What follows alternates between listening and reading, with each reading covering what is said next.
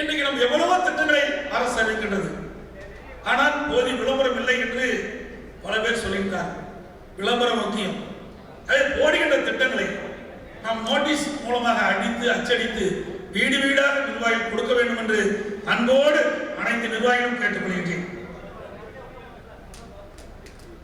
இன்றைய தினம் எனக்கு முன்னாலே பேசி குறிப்பிட்டார், ஸ்டாலின் வேண்டுமென்று சென்ற இடத்தெல்லாம் அவதூறு பேச்சு, தினந்தோறும் பொய் அறிக்கை, அதுதான் அவர்களுடைய வாடிக்கையாக கொண்டிருக்கின்றார். அதையெல்லாம் முறியடிப்பதற்கும் நாமும் தயாராகிவிட வேண்டும். ஏனென்றால் அதுக்கு சரியாக பதில் சொல்லவிட்டால் அது உண்மை என்று ஆகிவிடும். ஒரு பொய்யை திருப்பி திருப்பி சொல்லி உண்மையாக்க பார்க்கிறாங்க. பொய்யை பொருந்துற மாதிரி சொன்னா மெய்யை திருத்துன்னு விழிக்கும் கிராமத்தில் சொல்லுவாங்க. ஆக ஒரு பொய்யை தொடர்ந்து பேசி இந்த ஆட்சி மீது ஒரு களங்கத்தை கற்பிக்க ஸ்டாலின் முயற்சிக்கிறார். அதையும் வருகின்ற முன்னோடிகள் இதை முறியடிக்க வேண்டும் என்று அன்போடு இந்த நேரத்தில் கேட்டுக்கிறேன். ஏன்னா ஆட்சியும் கட்சியும் சிறப்பாக இருக்கின்றது. அதனால் அவர்கள் பொறுத்துக் கொள்ள முடியவில்லை. அதனால் இப்படிப்பட்ட அறிக்கையை அவர் வெளியிட்டுக் கொண்டிருக்கின்றார். சமீபத்தில் கூட மேதகு ஆளுநரை சந்தித்து ஒரு பொய்யான அறிக்கை கொடுத்தார். ஒரு சொத்துக்கு ஒரு சோறு பணம் சொல்லுவாங்க. அந்த அறிக்கையில ஏற்கனவே 1.5 ஆண்டுகளுக்கு முன்பு நெடுஞ்சாலைத்துறை மூலமாக டெண்டர் விடப்பட்டு அது ரத்து செய்யப்பட்டு விட்டது. இப்பொழுதுதான் இந்த டெண்டரை நம்ம அறிவிக்கிறோம். அதில் அந்த டெண்டரில் ஊழல் செய்து பணத்தை எடுத்து விட்டார் என்று அந்த அறிக்கையிலே குறிப்பிட்டிருக்கிறார். அப்படி என்று சொன்னால் எந்த அளவுக்கு நாம் மீது எரிச்சல் அடைஞ்சிருக்க என்று எண்ணி பார்க்க வேண்டும். ஒரு பொய்யான செய்தியை கூட அதை நிஜமாக்கி அங்கே மேதகு ஆளுநரே கொடுக்க என்று சொன்னால் நாம் எச்சரிக்கையாக இருக்க வேண்டும். நம்முடைய அரசை பொறுத்த வரைக்கும் மடியிலே கனமில்லை, வழியிலே பயமில்லை. ஆகவேதான் நான் அழைத்தேன். நான் தேர்தல் சுற்றுப்பயணம் மேற்கொள்கின்ற பொழுது திரு ஸ்டாலின் அவர்களே, நீங்கள் வாங்க, எந்த இடத்தில் கூப்பிட்டாலும் நான் வருகிறேன், மேடை போட்டுக் கொள்ளலாம், எங்கள் மீது குற்றத்தை சொல்லுங்கள், அதற்கு சரியான பதிலை நாங்கள் சொல்கின்றோம். ஆனால் எங்கோ இருக்கின்ற வழக்கை நீங்கள் திரும்ப பெற வேண்டும் என்று சொல்லுகிறார். அவரால் சந்திக்க முடியாது. ஏன்னா உண்மை செய்தி இல்ல. அவர் கொடுக்கப்பட்ட மேதகு ஆளுநருக்கு கொடுக்கப்பட்ட அந்த மனுவில் உண்மையே கிடையாது. அத்தனை பொய். பத்திரிகையில் வெளியில் வர வேண்டும், இந்த அரசு மீது அவதூறு செய்திகளை பரப்ப வேண்டும், என கட்சி மீது களம் கற்பிக்க வேண்டும். இதுதான் அவருடைய எண்ணமே தவிர மற்ற ஒன்றுமில்லை.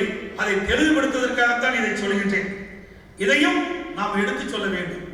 அந்த அறிக்கையெல்லாம் மாவட்ட செயலர் மூலமாக உங்களுக்கு நாங்கள் அனுப்புகிறோம்.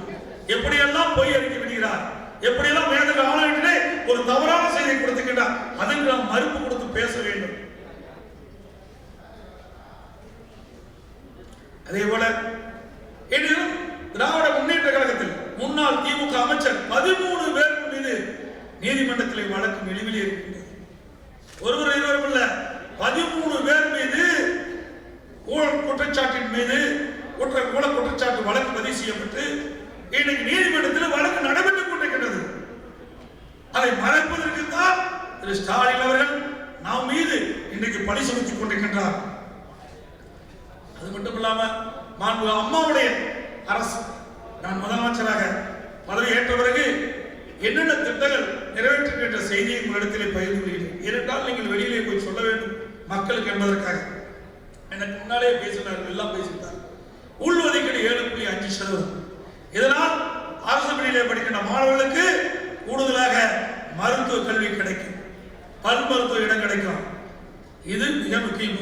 இதை நீங்கள் எடுத்து சொல்லுங்க. பல கூட்டத்தில் இது பேசியாச்சு. அதே போல இன்னைக்கு கிராமத்திலிருந்து நகரம் வரை 7 எளிய மக்கள் நிறைந்த பகுதியிலே அங்கேயே சிகிச்சை அளிப்பதற்காக இன்றைக்கு அம்மா மணி கிளினிக் ஒரே நேரத்தில் 2000 அம்மா மணி கிளினிக் கொடுத்து வரலாற்றை நாம் படுத்திருக்கிறோம். இந்தியாவிலேயே எந்த ஒரு மாநிலத்திலும் ஒரே நேரத்தில் 2000 அம்மா மணி கிளினிக் திறந்த வரலாறு கிடையாது. அந்த வரலாற்றை நாம் படித்திருக்கிறோம். அதே போல இன்னைக்கு ஒரே ஆண்டில் தமிழகத்தில் 11 அரசு மருத்துவக் கல்லூரி கொண்டதும் நம்முடைய அரசு தான். அதே போல மதுரையில் எய்ம்ஸ் மருத்துவமனை கொண்டதும் நம்முடைய அரசு தான். 6 புதிய மாவட்டங்கள் ஒரே 5 ஆண்டு காலத்தில் 2 ஆண்டு காலத்தில் 6 புதிய மாவட்டங்களையும் தோற்றுவிக்கப்பட்டது நம்முடைய அரசு. 6 புது சட்டக்கல்லூரி, 6 புதிய சட்டக்கல்லூரி கல்லூரியும் நாம் திறந்திருக்கின்றோம். 19 புதிய அரசு கலை மற்றும் அறிவியல் கல்லூரியை கொடுத்திருக்கின்றோம். அதே போல பிரம்மாண்டமான கால்நடை பூங்கா, ஆசியாவிலே மிகப்பெரிய கால்நடை பூங்கா தலைவாசல் கூட்டு ரோட்ல 1000 கோடியில் 1600 ஏக்கர் இன்றைக்கு அதையும் உருவாக்கி கொண்டே இருக்கின்றோம். இரண்டாம் உலக முதலீட்டாளர் மாநாடு 2019 ஜனவரி மாதம் சென்னையில் நடத்தினோம். அதுல சுமார் 3.5 லட்சம் கோடி தொழில் முதலீட்டை எடுத்து 304 புதிய தொழில் துவங்குவதற்கு அடித்தளம் அமைத்த அரசு அம்மாவுடைய அரசு. இதே புரட்சித் தலைவி அம்மா இருக்கின்ற பொழுது இன்னைக்கு தேர்தலை புதிய நீர்த்தேக்கத்தை அமைக்கப்படும் என்று சொன்னார்கள். அதை அம்மா ஆரம்பித்தார்கள். நம்முடைய அரசு இன்றைக்கு நிறைவேற்றி சென்னை மாநகர மக்களுக்கு தங்குதடை எல்லாம் குடிநீர் கொடுப்பதற்கு அந்த திட்டத்தை நாம் நிறைவேற்றுகின்றோம். அதே போல நீண்டகால கனவு திட்டம், மத்திக்கிழமை அவனாசி திட்டம், அதையும் அம்மாவுடைய அரசு தான் நிறைவேற்றப்பட்டிருக்கிறது. எல்லாவற்றுக்கும் மேலாக 50 ஆண்டு காலம் டெல்டா பாசன விவசாயிகள் உரிமைக்காக போராடி வந்தார்கள். இதே புரட்சித் தலைவர் அம்மாவில் சட்ட ரீதியாக உச்ச நீதிமன்றத்திலே வழக்கு தொடர்ந்து நடத்தி கொண்டிருந்தார்கள். அதையும் நாம் தான் சாதித்தோம். அம்மாவுடைய அரசு தான் உச்ச நீதிமன்றத்திலே டெல்டா பாசன மக்களுடைய உரிமையை மீட்டு தந்தது அம்மாவுடைய அரசு. காவிரி ஆணையத்தை நாம் தான் ஏற்படுத்தி கொடுத்தோம். அதே போல இன்றைக்கு டெல்டா பாசன விவசாயிகள் இன்றைக்கு அவருடைய நிலங்களெல்லாம் பறிபோய்விடும் என்ற அச்சத்தில் இருந்த நிலையை மாற்றி இன்றைக்கு அம்மாவுடைய அரசு பாதுகாக்கப்பட்ட வேளாண் மண்டலமாக உருவாக்கியது நம்முடைய அரசு. அதற்கு மேலாக இங்கே தென் மாவட்டங்களிலே 5 மாவட்ட வறட்சி பகுதியாக இருக்கின்றது. அங்க இருக்கின்ற வறட்சி பகுதிகளெல்லாம் பசுமையாக மாற்ற வேண்டும் என்று அந்த மக்கள் கோரிக்கை வைத்துக் கொண்டிருந்தார்கள். இதே புரட்சித் தலைவி அம்மா இருக்கின்ற பொழுதே அதை நிறைவேற்றுவதற்காக முயற்சி செய்தார்கள். துரதிர்ஷ்டவசமாக இந்த மண்ணிலே மறைந்தாலும் அம்மாவுடைய அரசு அம்மாவுடைய எண்ணத்தை பிரதிபலிக்கின்ற விதமாக காவிரி குண்டாறு திட்டத்தை இன்றைக்கு நிறைவேற்றுவதற்கு நாம் முனைப்பு காட்டுகிறோம். டெண்டர் விடப்பட்டு குறுகிய காலத்திலே பாரத பிரதமர் அவர்கள் அதற்கு அடிக்கல் நாட்ட இருக்கின்றார்கள். சுமார் 14,400 கோடி மிகப்பெரிய நீர்த்த அந்த திட்டம். அந்த திட்டத்தை நிறைவேற்ற பொழுது திருச்சி, புதுக்கோட்டை, சிவகங்கை, விருதுநகர், ராமநாதபுரம் ஆகிய மாவட்டங்கள் பசுமை நிறைந்த மாவட்டமாக காட்சியளிக்கும். அதோடு மாண்புமிகு புரட்சித் தலைவி அம்மா இருக்கின்ற பொழுதே அதை நிறைவேற்றும் என்று நினைத்துக் கொண்டிருந்தார்கள். ஆனால் அம்மாவுடைய அரசு அம்மாவுடைய எண்ணத்தை பிரதிபலிக்கின்ற விதமாக கோதாவரி காவிரி இணைப்பும் அம்மாவுடைய அரசு நிறைவேற்றுவதற்கு இன்றைக்கு முயற்சி எடுத்துக் கொண்டிருக்கிறது. எல்லாவற்றுக்கும் மேலாக இன்றைக்கு நம்முடைய தமிழகத்தை பொறுத்த வரைக்கும் இன்றைக்கு நீருக்கு அண்டை மாநிலத்தை நம்மைத்தான் இருந்து கொண்டிருக்கின்றோம். அங்கே கனமழை பெய்து உபரி நீர் வந்தால்தான் நம்முடைய விவசாயிக்கு நீர் கிடைக்கும். அந்த நிலையை மாற்றுவதற்காக தமிழகத்திலே பெய்கின்ற மழைநீர் முழுவதும் சேமித்திருக்க என்பதற்காக குடிமராமத்து திட்டத்தை கொண்டு வந்து நிறைவேற்றிய அரசு நம்முடைய அரசு. அதே போல தடுப்பணைகள், ஓடையின் குறுக்கே தடுப்பணை, நதியின் குறுக்கே தடுப்பணை, அதற்காக 1000 கோடி ரூபாய் ஒதுக்கி அந்த திட்டத்தையும் நாம் நிறைவேற்றிக் கொண்டிருக்கின்றோம். அதே போல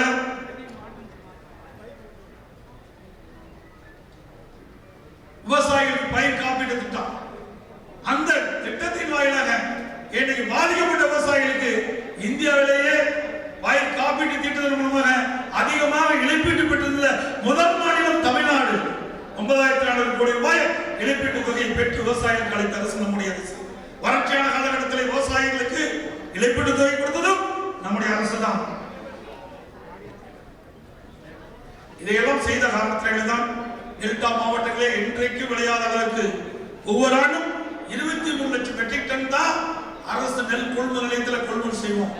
ஆனால் கடந்த ஆண்டு என்றைக்கும் இல்லாத அளவிற்கு அமோக விளைச்சல் டெல்டா மாவட்டத்திலே கிட்டத்தட்ட 32,40,000 மெட்ரிக் டன் அரசு நெல் கொள்முதல் நிலையத்திலே நாம் கொள்முதல் செய்து சாதனை படைத்த அரசு நம்முடைய அரசு. ஆகவே இன்னைக்கு அம்மாவுடைய அரசு எனக்கு முன்னாலே மரியாதைக்கு துறை வாரியாக விருதுகளை வாங்கிக் கொண்டிருக்கின்றோம். வேளாண் துறையிலே உணவு தானிய உற்பத்தி தொடர்ந்து ரிஸ்கரமான விருதை பெற்றுக் கொண்டிருக்கின்றோம். உடல் உறுப்பு மாற்று அறுவை சிகிச்சை தொடர்ந்து விருதுகளை பெற்றுக் கொண்டிருக்கின்றோம். இன்றைக்கு விண்வெளி மாநிலம் அதிக மின்சாரத்தை உருவாக்கின்றோம். மின்சாரத்துறை சிறப்பாக செயல்படுவதற்கு காரணமாக விருதுகளை வாங்கினோம். உள்ளாட்சி துறையிலே 100க்கும் மேற்பட்ட தேசிய விருதுகளை வாங்கி சாதனை படைத்திருக்கின்றோம். கல்வியிலே சாதனை படைத்திருக்கின்றோம். போக்குவரத்து துறையிலே இன்னைக்கு விருதுகளை வாங்கி சாதனை படைத்திருக்கின்றோம். அதற்கு மேலாக 2019 நீர் மேலாண்மையிலே சிறந்த மாநிலம் என்று விருதுகளை பெற்றிருக்கின்றோம். ஆகவே ஒரு திறமைமிக்க அரசு என்பதற்கு இதுதான் சான்று. ஒரு மாணவன் பள்ளியிலே படிக்கின்றார், தேர்வு வருகின்ற பொழுது அதிகமான மதிப்பெண்களை பெற்றால் அவன் முதல் வகுப்பிலே தேர்ச்சி பெறுகிறார். அதே போல எவ்வளவு திறமையாக நாம் செயல்பட்டதன் காரணமாக துறை வாரியாக சாதனை படைத்ததன் வாரியாக இந்தியாவிலேயே முதல் மாநிலம் என்ற பெயரை நாம் பெற்றிருக்கின்றோம். அதே போல உள்ளாட்சி தேர்தல், அந்த தேர்தலிலும் சாதனை படைத்தோம். அதற்கு முன் நடந்த கூட்டுறவு சங்க தேர்தல் கிட்டத்தட்ட 98% வெற்றியை பெற்று நிலைநாட்டிய அரசு நம்முடைய அரசு.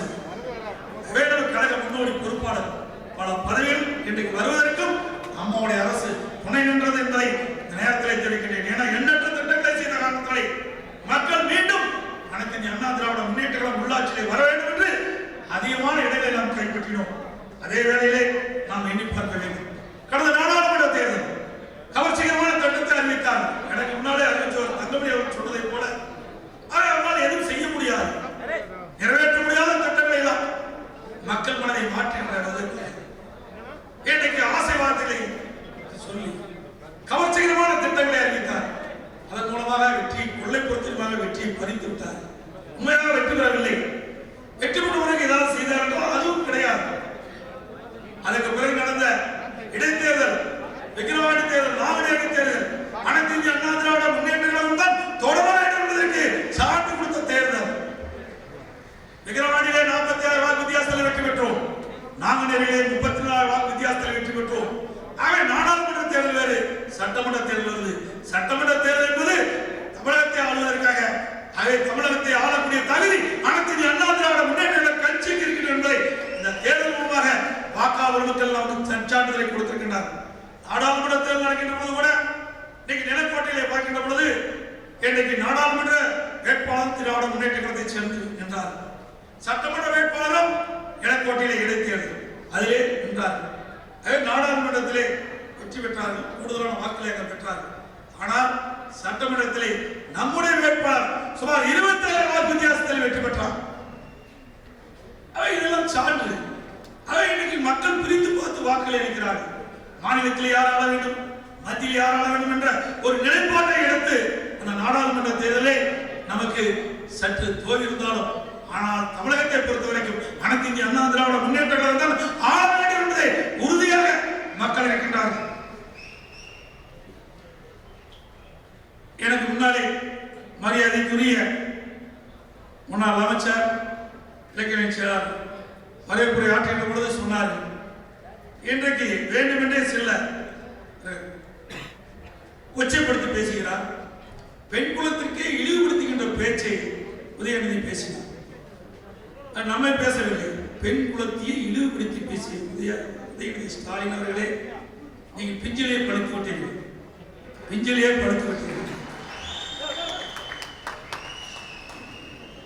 வளர்ப்பு அப்படி இருக்கின்றது. விதை ஒன்று போட்டால் சுரை ஒன்றை முளைக்கும் என்று கிராமத்திலே சொல்லுவார். எனக்கு முன்னாலே அண்ணன் அசுவன் பேசுகின்ற பொழுது எவ்வளவு கண்ணியமாக பேசினார். ஒரு பிரச்சனை வருகின்ற பொழுது நாகரிகமாக அதை பேசவில்லை என்று அந்த வார்த்தை சொல்லவில்லை. அதுதான் அனைத்து இந்திய அண்ணா திராவிட முன்னேற்ற கழகத்திற்கும் உங்களுக்கும் உள்ள வேறுபாடு.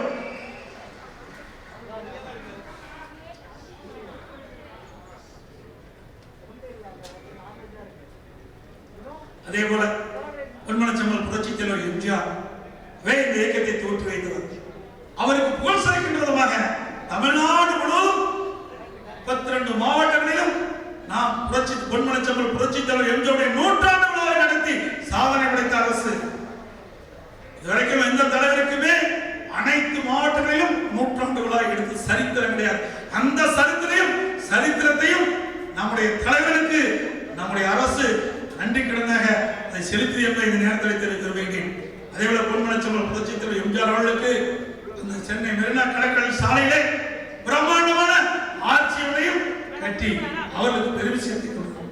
அதே போல இன்றைக்கு பொன்மனச்செம்மல் புரட்சித் தலைவர் எம்ஜிஆர் அவர்கள் மறைவுக்கு பிறகு இதே புரட்சித் தலைவி அம்மா அவர்கள் இயக்கத்தை கட்டி காத்தார். எவ்வளவோ சோதனைகள், எவ்வளவோ பிரச்சனைகள் அவ்வளவு சந்தித்து பொன்மனச்செம்மல் புரட்சித் தலைவர் எம்ஜிஆர் உருவாக்கிய இயக்கத்தை மீண்டும் அனைத்து இந்திய அண்ணா திராவிட முன்னேற்ற கழக ஆட்சியாளருக்கு தண்ணீரை புனைத்துக் கொண்டு இன்றைக்கு வாழ்ந்த அந்த ஒப்பற்ற தியாக சுடர் இதே புரட்சித் தலைவி அம்மாவுக்கு பெருமை சேர்க்கின்ற விதமாக இன்றைக்கு மெரினா கடற்கரையிலே பொன்மனச்செம்மல் புரட்சித் தலைவர் எம்ஜிஆர் நல்லடக்கம் செய்யப்பட்ட அந்த பகுதியிலே இதே புரட்சித் தலைவி அம்மாவும் நல்லடக்கம் செய்து அங்கே சிறப்பான ஆலயம் ஒன்று சுமார் 80 கோடி ரூபாயில இன்னைக்கு உருவாக்கி கொண்டிருக்கின்றோம்.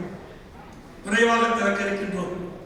இன்னும் ஒரு மாதத்தில் இன்னொரு 30 நாளில் அங்கே திறக்க இருக்கின்றோம். அப்படி அந்த ஆலயத்தை திறக்கின்ற பொழுது நம்முடைய குடும்பத்தோடு தமிழகம் முழுவதும் இருக்கின்ற அனைத்து இந்திய அண்ணா திராவிட முன்னேற்ற கழக குடும்பத்தில் அத்தனை பேர் அந்த நிகழ்ச்சியிலே பங்கு பெற வேண்டும். அதுதான் அம்மாவுக்கு செலுத்துகின்ற நன்றி. நம்ம எல்லாம் இங்கே அமர செய்திருக்கிறார் என்று சொன்னால் பொன்மனச்செம்மல் புரட்சித் தலைவர் எம்ஜிஆர் இதயம் புரட்சித் தலைவர் அம்மாவர்கள் இன்றைக்கு சாதாரண தொண்டன் கூட உயர்ந்த நிலைக்கு வர முடியும் என்று உருவாக்கி அழகு பார்த்த தலைவர்களுக்கு நாம் எடுக்கின்ற விழா. அதே போல இதயம் புரட்சித் தலைவர் அம்மாவர்கள் வாய்ஸ் வாழ்ந்த அந்த வேளாண் நிலையத்தை அம்மாவுடைய நினைவாக அந்த இல்லமும் இன்றைக்கு அரசு இன்றைக்கு நினைவில்லமாக அம்மாவுடைய நினைவில்லமாக மாற்றுவதற்கு நடவடிக்கை எடுக்கப்படுகின்ற செய்தி அந்த நேரத்தில் தெரிவிக்க வேண்டிய நன்றி மறப்பது நன்று நன்றல்லது நன்றே மறப்பது நன்று. அதே போல இன்றைக்கு பொன்மனச்செம்மல் புரட்சித் தலைவர் எம்ஜிஆர் இதயம் புரட்சித் தலைவர் அம்மா இருவரும் தலைவர்கள் நம்மை ஆளாக்கி இருக்கிறார். நாம் இங்கே இருந்து பேசணும் என்று சொன்னால் இருவரும் தலைவர் இல்லை என்றால் நாம் இங்கே வாய்ப்பே கிடையாது. இங்கே யாருமே அமர்ந்திருக்க முடியாது. சர்வாதிகார ஆட்சி தான் நடந்து கொண்டிருக்கும். எனக்கு முன்னாலே பேச சொன்னார்களே வாரிசு அரசியல் கருணாநிதி அவர்கள், அதற்கு பிறகு ஸ்டாலின் அவர்கள், அதற்கு பிறகு உதயநிதி அவர்கள். இன்னைக்கு வாரிசு அரசியல் நடைபெறுகிறது. இந்த தேர்தல் மூலமாக அதை முறியடிக்க வேண்டும் என்று அன்போடு நேரத்தில் கேட்டுக்கொள்கிறேன். இன்னைக்கு அனைத்து இந்திய அண்ணா திராவிட முன்னேற்ற கழகம் தான் நாட்டு மக்களுக்காக நன்மை செய்கிற இயக்கம். இருவரும் தலைவர்களும் நாட்டு மக்களுக்காக வாழ்ந்து மறைந்த தலைவர். நாம் தான் அவர்களுக்கு பிள்ளைகள். நாம் தான் வாரிசுகள். பொன்மனச்செம்மல் புரட்சித் தலைவர் எம்ஜிஆர் அவர்கள், இதயம் புரட்சித் தலைவர் அம்மா அவர்களுக்கென்று இந்த மக்கள் தான் வாரிசாக இருக்கின்றார்கள். அப்படி இருவரும் தலைவர்களை பெற்றமைக்கு நாம் பெருமைப்படுகின்றோம். ஏனென்றால் இந்த நிலைக்கு உயர்ந்திருக்கின்றோம் சொன்னால் அந்த இருவரும் தலைவர் இருந்த காரணத்தினால் தான் நாம் இருந்து இங்கே நிமிர்ந்திருக்கின்றோம், இங்கே நாம் அமர்ந்திருக்கின்றோம். அப்படி இருவரும் தலைவர்கள் வழியிலே என்று மீண்டும் 2022 நடைபெற்றுக் கொண்டிருக்கின்றது. ஏப்ரல் மே மாதம் வருகின்ற சட்டமன்ற பொதுத் தேர்தலில் மிக பெரும்பான்மையான வெற்றியை பெற்று நாம் ஆட்சி அமைக்க வேண்டும். நான் இரவு பகல் பாராமல் உழைக்க தயாராக இருக்கின்றேன். அதற்கு நீங்களும் ஒத்துழைப்பு நல்ல வேண்டும் என்று அன்போடு இந்த பொதுக்குழு செயற்குழு கூட்டத்திலே கேட்டிருக்கின்றேன். ஏனென்றால் உழைப்பு ஒற்றுமை உழைப்பு இரண்டும் இருந்தால் வெற்றி என்பது நிச்சயம். அது வாழ்விலும் சரி அரசியலும் சரி. எங்கே உழைப்பு இருக்குதோ அங்கே வெற்றி கிடைக்கும், எங்கே ஒற்றுமை இருக்குதோ அங்கே வெற்றி கிடைக்கும். இரண்டும் ஒன்றாக இணைந்து நமக்குள்ள இருக்கின்ற மன மாற்றம் எதுவாக இருந்தாலும் மனதிலிருந்து பிடுங்கி எறிந்து விட்டு நாம் ஒற்றுமையாக செயல்படுவோம். வெற்றி என்ற கொடியை நாட்டுவோம். தேர்தல் என்ற போர்க்களத்திலே நாம் சிப்பாய்களாக இருந்த எதிரிகளை ஓட விரட்டி வெற்றி கொடியை நாட்டுவது நம்முடைய லட்சியமாக இருந்து இதே புரட்சித் தலைவர் அம்மாவும் சட்டமன்றத்திலே குறிப்பிட்டார்கள். எனக்கு பின்னாலே கடந்த 100 ஆண்டு காலம் ஆளும் என்று சொன்னார்கள். அவருடைய லட்சிய வார்த்தைக்கு ஏற்ப நாம் ஒற்றுமையோடு செயல்பட்டு மீண்டும் நம்முடைய கழகத்துடைய ஆட்சி அமைப்போம். முன்னாலே சொன்னார்கள், இன்றைக்கும் நான் சொல்லுகின்றேன், நாளைக்கும் சொல்லுவேன். முதலமைச்சர் என்பது ஒரு பணிதான். இங்கே வருகின்ற மேடையில் அத்தனை பேர் முதலமைச்சர் என்றுதான் நான் கருதுகிறேன். அது ஒரு பணி, அவ்வளவுதான். அத்தனை பேர் முதலமைச்சர், வெற்றி பெற்றால் அத்தனை பேரும் முதலமைச்சர் என்று அனைவருக்கும் அந்த புகழ் உண்டு என்பதை ஆணித்தரமாக இந்த நேரத்தில் தெரிவிக்க வேண்டும். அதே போல இங்கே மூத்த நிர்வாகிகள் வந்திருக்கின்றார். எனக்கு முன்னாலே பொன்மனச்செம்மல் புரட்சித் தலைவர் காலத்தில் அமைச்சராக இருக்கின்றார். நாடாளுமன்ற சட்டமன்றம் வந்திருக்கின்றார். அம்மா காலத்தில் அமைச்சராக இருக்கின்றார். அப்படிப்பட்டவர்கள் எல்லாம் எங்கள் பின்னாடி நிற்கின்ற பொழுது உண்மையிலே அவர்கள் எல்லாம் வணங்கி அவருடைய ஆசையோடு நாம் களத்தில் இறங்கி வெற்றி பெறுவோம் என்று சொல்லி என்னை 2014 நடைபெறுகின்ற சட்டமன்ற பொதுத் தேர்தலில் கழகத்தினுடைய முதலமைச்சர் வேட்பாளர் அறிவித்த அத்தனை நல்ல உள்ளங்களுக்கும் நன்றி தெரிவித்து